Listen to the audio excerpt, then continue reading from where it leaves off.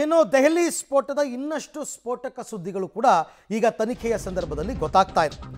ಬಂಧಿತ ಉಮರ್ ಆಪ್ತ ಜಾಸಿರ್ ಅಂತ, ಈ ಬಂಧಿತ ಉಮರ್ ಆಪ್ತ ಜಾಸಿರ್ ಸ್ಫೋಟಕ ಸತ್ಯ, ಸ್ಫೋಟಕ ರಹಸ್ಯ ಬಯಲಾಗಿದೆ. ಜನನಿಬಿಡ ಸ್ಥಳಗಳಲ್ಲಿ ಸ್ಫೋಟ ಮಾಡೋದ್ರಲ್ಲಿ ಈ ಜಾಸಿರ್ ಎಕ್ಸ್ಪರ್ಟ್ ಅಂತ. ರಾಕೆಟ್, ಡ್ರೋನ್ ಮೂಲಕ ಸ್ಫೋಟಕ್ಕೆ ಜಾಸಿರ್ ಸಂಚನ್ನ ಹೂಡಿದ್ದ. ಡಾಕ್ಟರ್ ಉಮರ್ ಆಪ್ತ ಜಾಸೀರ್ನನ್ನು ಕೂಡ NIA ಅವರು ಈಗ ಬಂಧಿಸಿದ್ದಾರೆ.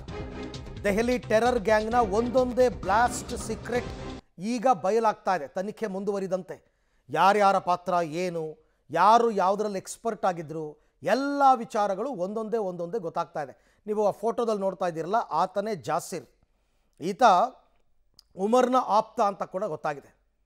ಇವನು ರಾಕೆಟ್, ಡ್ರೋನ್ ಇವುಗಳನ್ನ ಬಳಸಿ ಜನನಿಬಿಡ ಪ್ರದೇಶಗಳಲ್ಲಿ ಸ್ಫೋಟವನ್ನು ಮಾಡೋದರಲ್ಲಿ ಎಕ್ಸ್ಪರ್ಟ್ ಅಂತ ಗೊತ್ತಾಗಿದೆ.